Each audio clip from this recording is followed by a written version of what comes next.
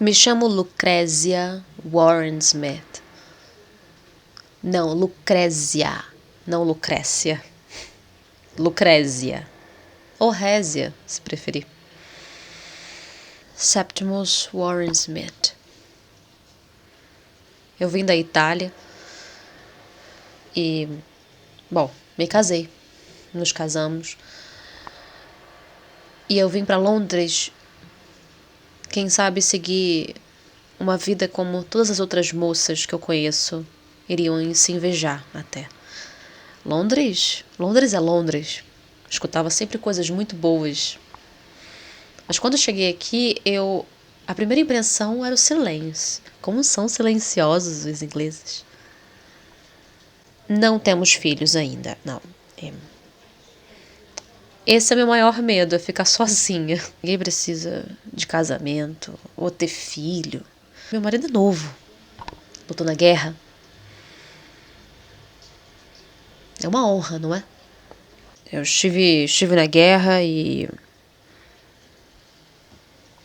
tinha outras pessoas cuidando disso e dentro de seus escritórios. Como se nada tivesse acontecendo. Mas é difícil. É difícil compreender.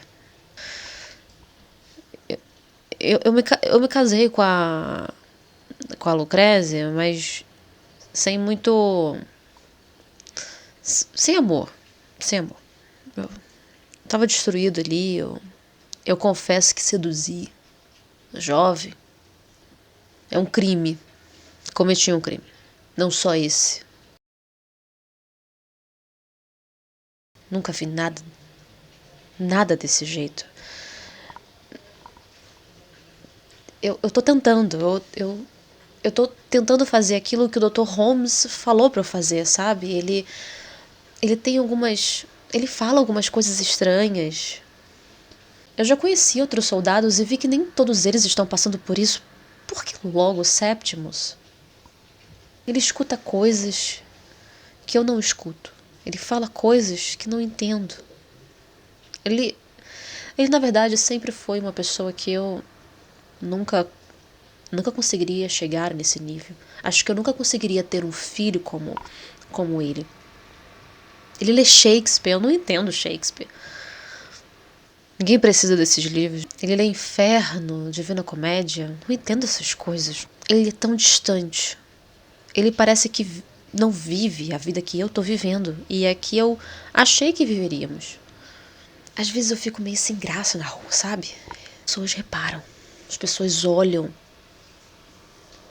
Eu vejo na cara delas, eu vejo que elas estão nos julgando. Mas às vezes ele já veio falar comigo, Septimus, e disse algo de matar-me. Vamos se matar.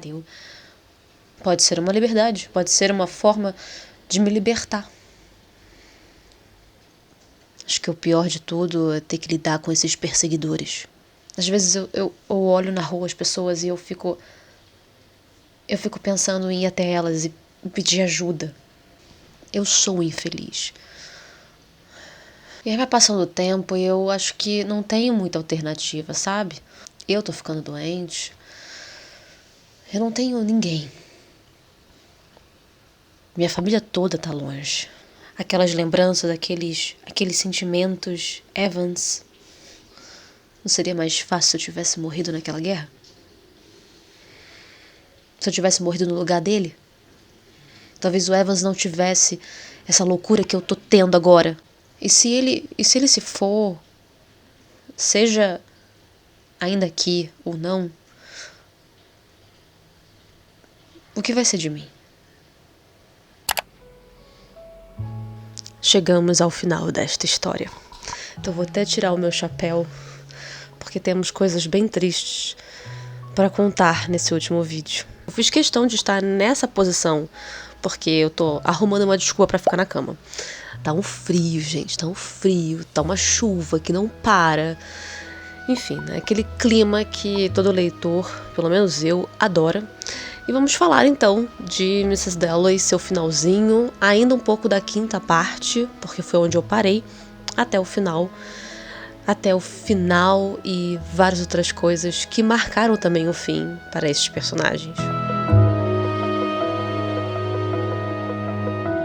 Onde eu parei? Eu parei na parte que Richard estava na casa da Lady Burton e nesse momento eles ficam sabendo que Peter está na cidade. Resumidamente, então, a partir daí ele vai atrás de flores, ele vai entregar flores para Mrs. Dalloway, ele vai atrás de rosas e ele comenta que comprou joias para ela, mas parece que ela não gostou, então ele não entende muito do gosto da própria esposa. Então ele compra rosas porque é uma coisa muito comum, né? São as rosas, que significam a paixão. Mas até coloquei no outro vídeo que dependendo das rosas, nem todas significam exatamente amor e paixão, né? Vai depender da cor também.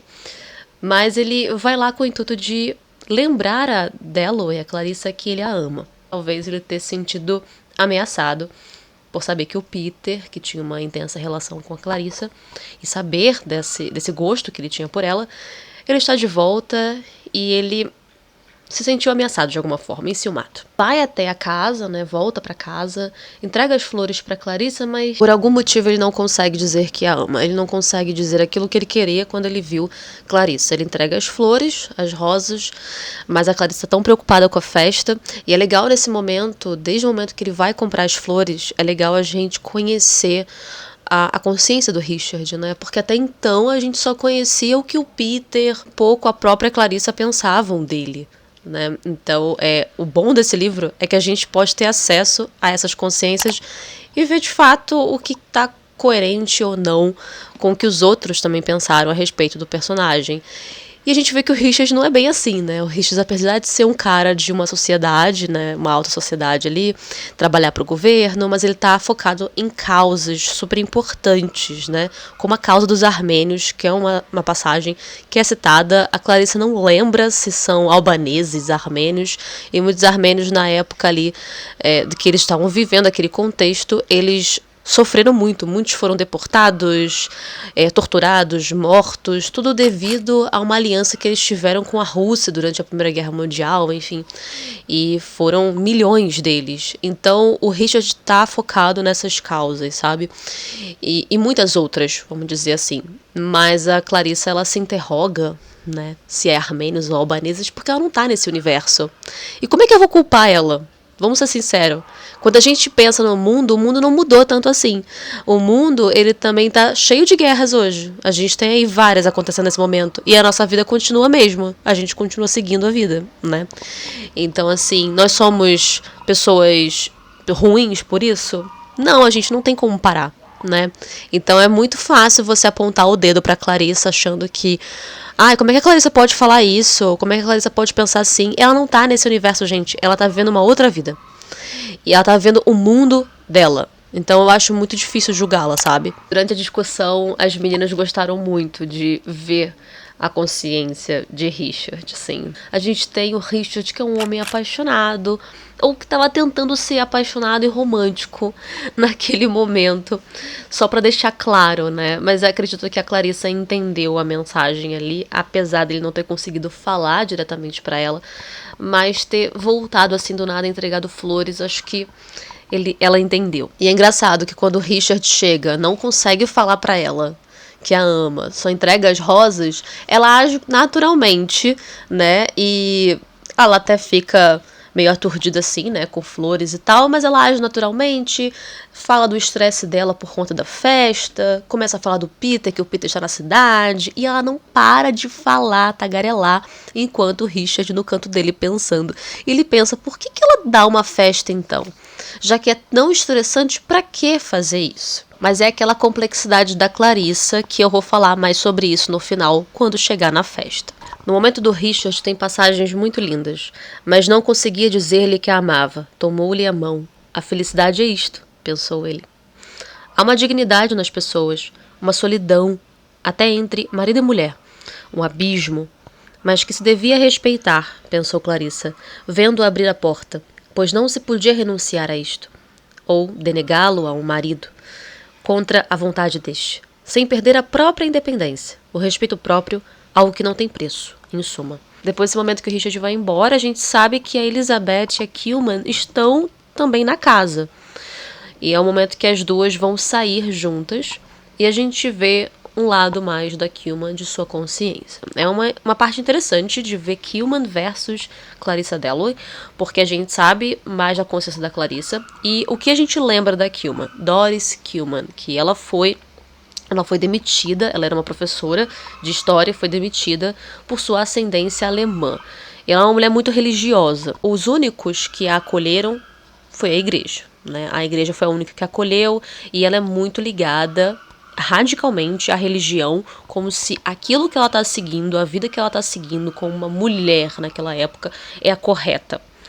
E quando ela olha para Clarissa, uma mulher rica, ela olha e imagina ela como uma mulher tão fútil e mimada, e também por não seguir como a Doris, né, a Kilman segue, então ela fica com raiva da própria Dalloway. Né? E a rixa da Clarissa com a Kilman é justamente esse medo dessa distância que ela tem com a Elizabeth, e esse medo talvez da Kilman tá seduzindo a Elizabeth, sabe? É interessante isso.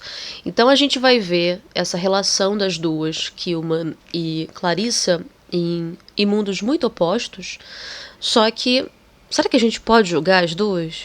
Será que a Kilman em si, ela é uma pessoa ruim por pensar daquela forma, com tanta raiva e ódio da Clarissa? Mas a própria Clarissa também admite esse ódio. E será que é também esse ódio? Existe esse ódio entre as duas? Sabe? Então, esse que é o mais legal do livro. A gente focar no individual. A gente pensar no indivíduo e não compará-los. E não dizer exatamente que um é melhor do que o outro. Porque a gente precisa ver o indivíduo, né? Cada um tem os seus problemas. E, claro, se você não tem uma afinidade boa com aquela pessoa, isso também pode influenciar no julgamento, mas ainda assim, o melhor desse livro é você não julgar de uma forma de acordo com a sua vida, sabe? Não tem como a Clarissa julgar de acordo com a vida dela. Ela é muito diferente da Kilman, sabe? Agora, é pegar o indivíduo e ver o que tem de coerência e incoerência. Então por isso que eu acho difícil também julgar a Kilman. Ela sai junto com a Elizabeth, elas vão comer, tomar alguma coisa, e ela vê um doce, a Kilman vê um doce, e a gente encontra a consciência da Elizabeth vislumbrando a Kilman e a olhando com outros olhos. Uma das discussões que teve, as meninas comentaram bastante sobre a questão. Será que Elizabeth viu na Kilman uma forma de antagonizar a sua própria mãe? Achei isso muito interessante. Né? Ainda mais uma jovem ali de 17 anos, que na consciência da Elizabeth ela vê que está crescendo e os homens estão cortejando ela. Ela sente que não gosta muito disso. E quando ela está ali com a Kilman, ela vê aquele olhar da Kilman em querer comer tanto aquele doce. Parece que a Doris Kilman está querendo ser a Clarissa Dalloway. Será que no fundo ela teria o mesmo julgamento se ela fosse Clarissa Dalloway, se ela fosse da mesma posição? Sabe? Então Elizabeth levanta e vai embora. Ela mesma pega o ônibus sozinha e vai para uma rua que nem os Dalloway costumavam ir. E ela começa a andar e olhar tudo e começa a pensar sobre coisas que ela não gostaria, sabe? E o mais legal dessa cena pra mim foi que teve um momento que ela passa e ela imagina, e se eu escutar um moribundo agora? E se eu escutar o último suspiro de uma mulher? Será que tem alguém que está morrendo? E nessa cena passa pra cena do Septimus. A gente tem um contraste ali. A gente volta pra Septimus e Lucrécia. E a última cena que nós teremos do próprio Septimus.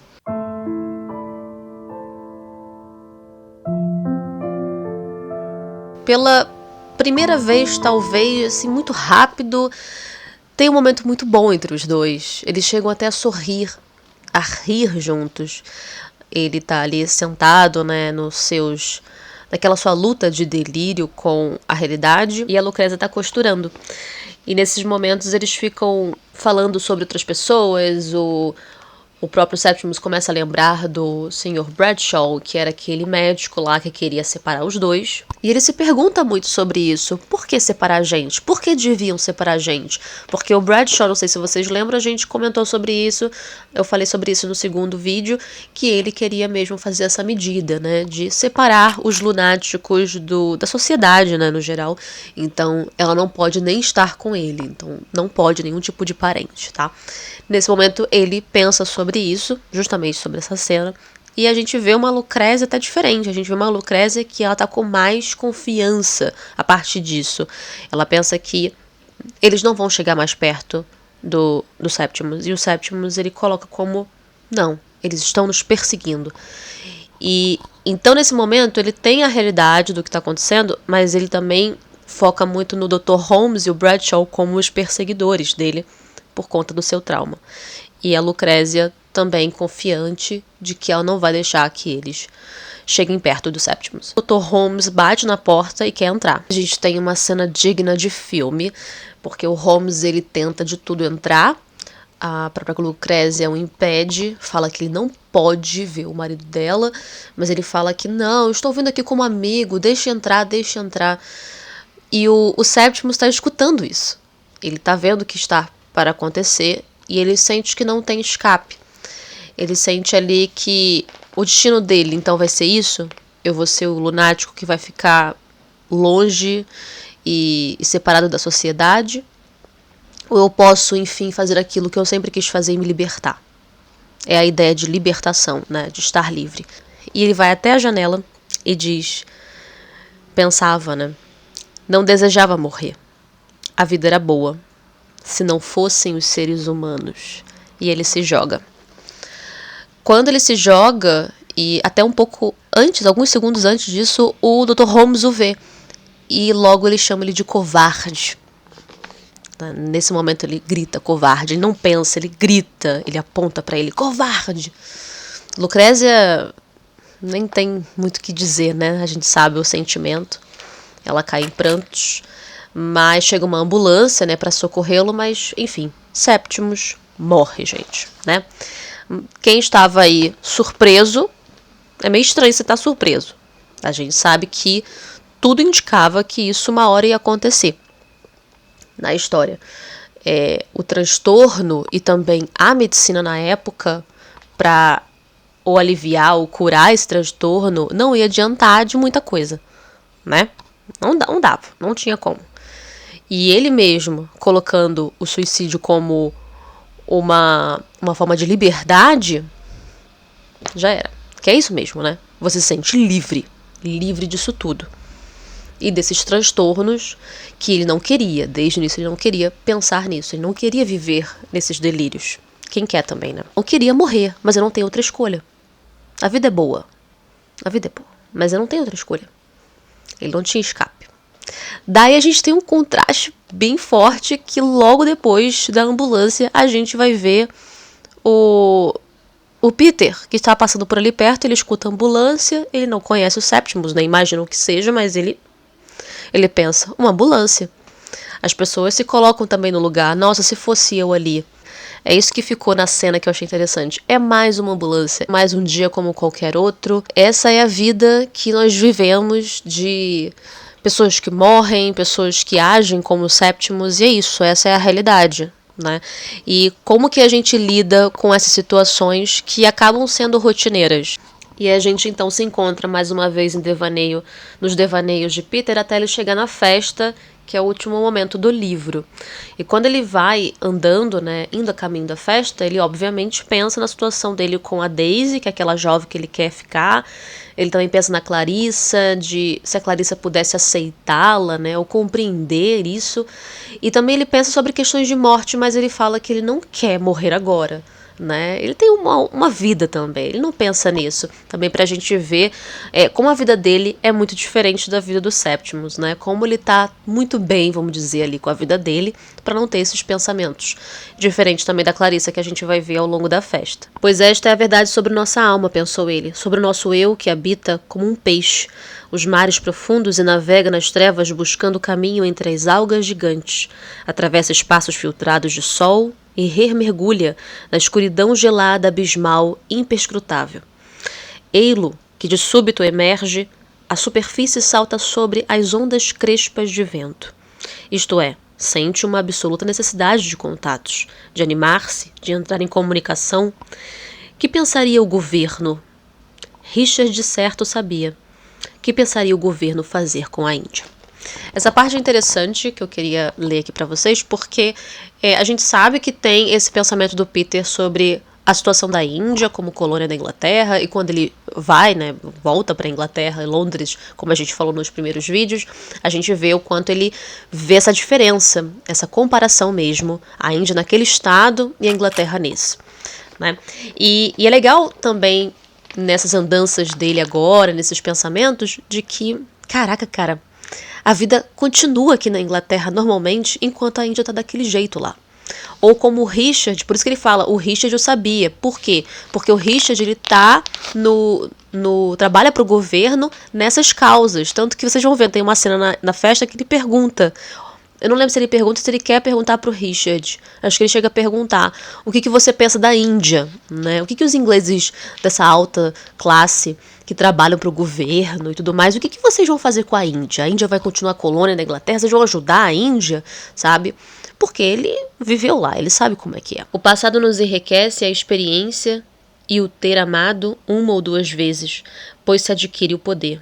Que falta a juventude de ir direto ao fim, de fazer o que bem se entende, sem dar importância aos outros, e de mover-se pelo mundo sem grandes expectativas. O que, no entanto, não era inteiramente certo para ele, pelo menos naquela noite, pois saía a fim de ir a uma festa, na sua idade, certo de que ia ter uma nova experiência. Mas que experiência! Ele está muito tempo julgando, mas no fim ele vai à festa de Clarissa, ele vai estar com todos aqueles ricões, aqueles que ele tanto critica. Ele não pode perder isso. Isso eu achei muito legal. Dando uma desculpa, né? Não, mas eu tô indo lá por experiência, eu vou ganhar experiência. Isso é muito bom.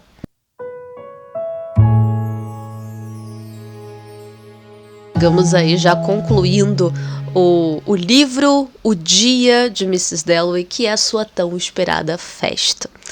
Bom, eu vou resumir então aqui para vocês, né, desde o início.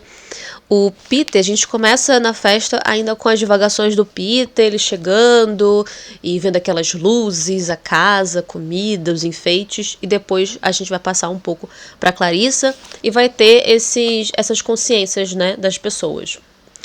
Bom, a Clarissa em si, nesse início, ela fica muito preocupada, achando que a festa vai ser um fracasso. E aquilo que eu falei sobre a complexidade da Clarissa é justamente isso. Pra que ela vai dar uma festa se é tão estressante? Nesse momento, ela achando que vai ser um fracasso. Ela vendo as pessoas no canto e ela pensando, nossa, podia ter um escândalo aqui agora. Preferia um escândalo. Pelo menos as pessoas iam se movimentar. E é engraçado porque ela faz aquilo, até como a Cícera, né, na discussão, falou, ela faz aquilo porque não é pra ela. Ela menciona no livro, isso não é um divertimento. Não tá divertido isso.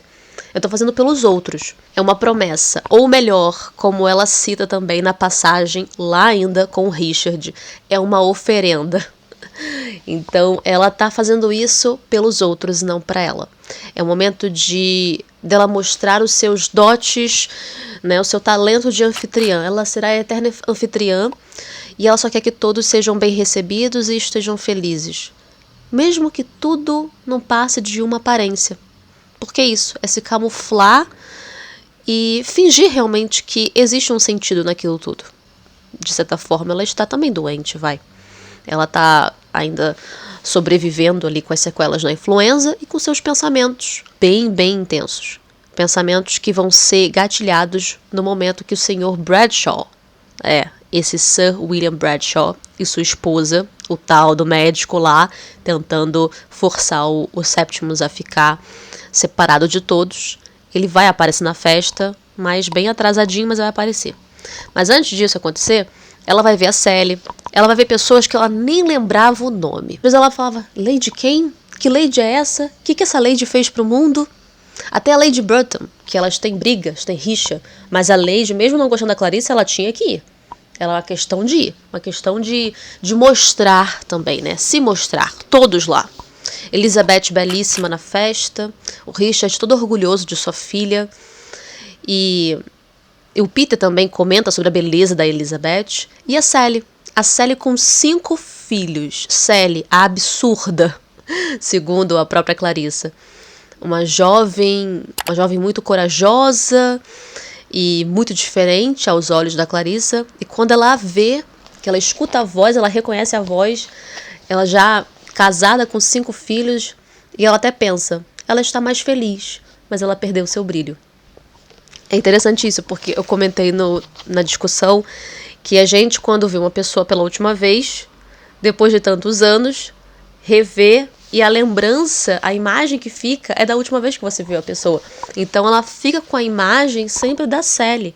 E quando ela revê e vê que a Sally não é mais quem ela viu há 30 anos, é um choque. Por isso que ela fala, perdeu o seu brilho, aquele brilho que eu achava que ela tinha quando era jovem. Mas é na juventude, né, gente? Aquilo ficou para trás. Agora eles não são mais jovens. E de súbito, enquanto o primeiro-ministro descia as escadas, a moldura dourada do quadro de Sir Joshua, a menina do regalo, trouxe-lhe a imagem da senhorita Kilman. Kilman, a sua inimiga. Isso sim era satisfatório. Era real. Ah, como a odiava.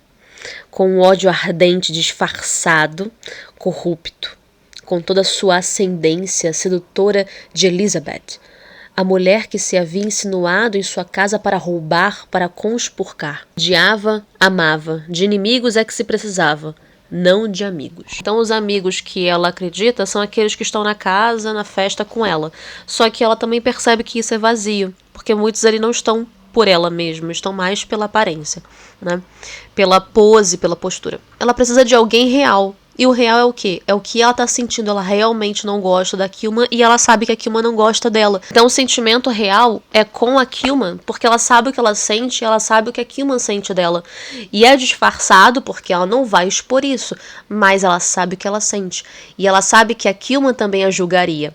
Coisa que aqui ela fala, o Peter me acharia brilhante, todos me achariam brilhante, mas a Kilman saberia dizer o que realmente estava sentindo, que ela apontaria para ela seus julgamentos. Então todos que estão no salão dela, que seriam os supostos amigos, ela não sente isso como real, ela sente como vazio. Eu achei isso muito bom, eu achei isso muito legal, que é a sua inimiga, por isso que ela fala, é melhor inimigos, porque eles vão nos julgar de verdade, e não os amigos. E tem também o momento do Richard se encontrando com o Peter, e o Richard é super gente boa. Peter, quanto tempo! O Richard é legal, cara, o Richard é um camarada, eu gosto dele.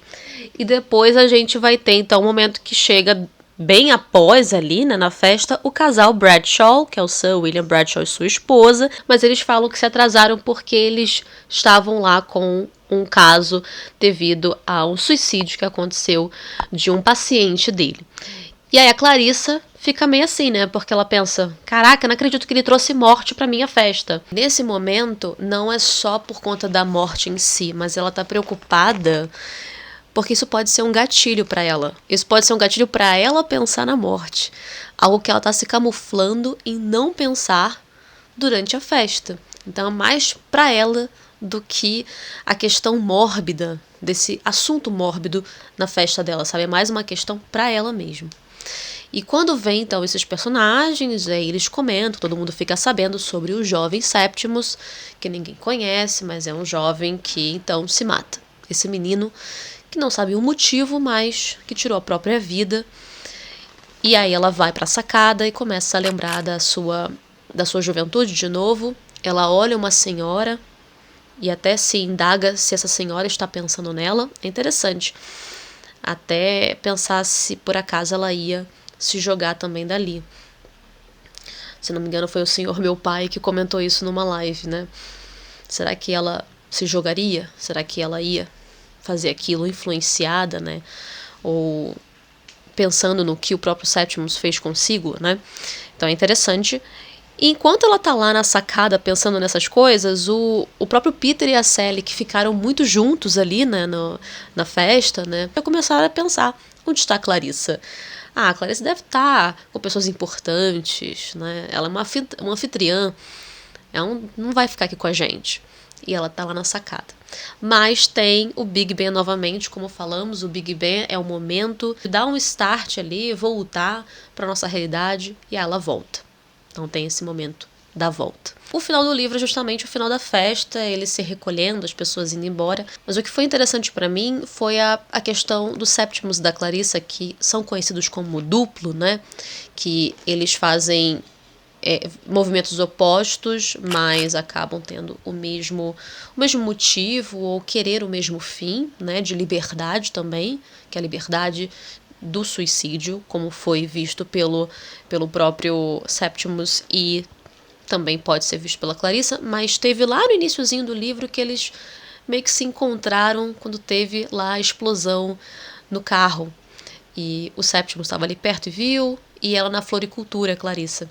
Então teve esse encontro ali, e depois a gente tem esse encontro, já com o Septimus falecido, mas tem esse encontro também ali de almas, mas, né, mesmo não tendo nenhum dos dois tendo se conhecido. Eu achei isso muito interessante. Então aí chega o finalzinho. O finalzinho é justamente é bem emblemático, né? Que é o momento que a gente está na consciência do Peter. Eu também vou, disse Peter, mas deixou-se ficar, sentado um momento. Mas que terror é este? Pensou consigo. Que êxtase me vem? Que é que me enche de tão extraordinária excitação? É Clarissa, descobriu, pois ela estava ali. É legal ler isso agora, depois de ter lido, depois que eu peguei o diário também da Virginia Woolf para ler. Nesse momento ela estava aliviada de finalmente terminar de escrever a obra, daquele desgaste, né? Porque, querendo ou não, o pessoal que já conhece a vida da Virginia, sabe do que aconteceu com ela, colocar isso no livro através desses personagens é como você também se entregar, mostrar quem você é, sabe? E que talvez aquilo ali seja muito mais pessoal do que a gente imagina. Então foi um certo desgaste para ela. Muitas vezes ela não queria nem andar por Londres como ela gostava de fazer, porque isso era o que ela estava escrevendo. Então era muito desgastante você escrever, se entregar para escrever meses e meses essa obra, revisar, datilografar, revisar e voltar àqueles personagens, aquela construção das consciências. Então, todo esse psicológico que ela trabalhou no livro, claro que mexe com o ser humano, mexe com a gente que está só lendo. Imagina ela que está criando e também se desnudando, né, colocando ali um pouco da sua personalidade, né?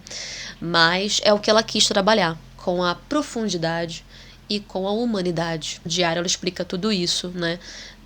Antes, durante e após a sua publicação. Ela queria muito isso, de escavar, né, profundamente a consciência desses personagens. Mas temos que observar de forma individual. Não dá para comparar as vivências dos outros, mesmo você sendo rico, você sendo pobre, mesmo você tendo 30, você tendo 60, você tendo ido à guerra ou não, né? Não dá para compreender. Existe uma complexidade nesses personagens justamente pelo fato de que não conhecemos. Ninguém conhece ninguém, afinal de contas. Eu digo novamente aqui, como falei nos outros vídeos, não é para você favoritar esse livro se você não quiser, não precisa gostar se você não quiser, mas é reconhecer que isso aqui é pura realidade. É muita consciência que você mesmo pode se colocar no lugar desses personagens. Finalizamos mais uma grande obra. Qual seria a sua opinião sobre esse livro? Você gostou, não gostou? E eu me despeço de vocês colocando o meu chapéu de Mrs. Dalloway. E é isso, gente. Muito obrigada mais uma vez a todo mundo que participou da LC, aos meus apoiadores, pessoal que contribuiu muito nos encontros. Vocês foram incríveis, que participaram, que falaram, contribuíram com as suas ideias, sejam concordando ou não, né? Então as ideias são sempre muito bem-vindas e é isso que eu gosto de proporcionar no meu clube de leitura. E obrigada a você que está assistindo ao vídeo, espero que você curta, que você possa comentar como que foi essa leitura conjunta. E só reforçando, a leitura conjunta ela é para todos, ela é aberta a todos, mas as lives, as discussões 4 vezes na semana, sprint de leitura também, é só para os apoiadores, fora o material que eu deixo também no último encontro das lives, tá? Esse vídeo está sendo gravado no dia 28 de março, hoje faz 83 anos que nossa querida Virginia Woolf nos deixou, em 1941, no rio Ouse, na Inglaterra, perto da casa dela. Ela mergulhou profundamente e a vida e a morte se encontraram, galera. Pois é, ela fez o que Septimus fez. Os apoiadores já assistiram a esse vídeo antes, então por isso está saindo mais tarde para vocês, para os inscritos, mas eu espero que vocês tenham gostado. E agora, nesse mês, estamos entrando com a nova LC, O Morro dos Ventos Uivantes, que começou no dia 2 de abril. E se você quiser participar, ainda dá tempo, só vê aí na descrição que a gente tem o link para a assinatura do Clube de Leitura. Então, muito obrigada por ter chegado até aqui, vamos embora com mais LC e até a próxima. Tchau!